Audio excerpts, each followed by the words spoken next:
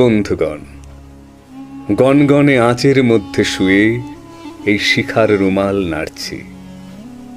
রুমাল নাড়া নিভে গেলে ছাই ঘেঁটে দেখে নেবেন পাপ ছিল কিনা। এখন আমার কোনো কষ্ট নেই, কেননা আমি জেনে গিয়েছি দেহ মানে কিছু অনিবার্য পরম্পরা।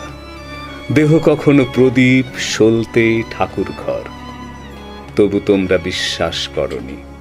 বারবার বুক চিরে দেখিয়েছি প্রেম, বারবার পেশি, অ্যানাটমি, শিরাতন্তু দেখাতে মশায় আমি গেঞ্জি খোলার মতো খুলেছি চামড়া, নিজেই শরীর থেকে টেনে। তারপর হার মেনে বিদায় বন্ধুগণ। গনগনে আঁচের মধ্যে শুয়ে এই শিখার রুমাল নাড়ছি। নিভে গেলে ছাই ঘেঁটে দেখে নেবেন পাপ ছিল কিনা।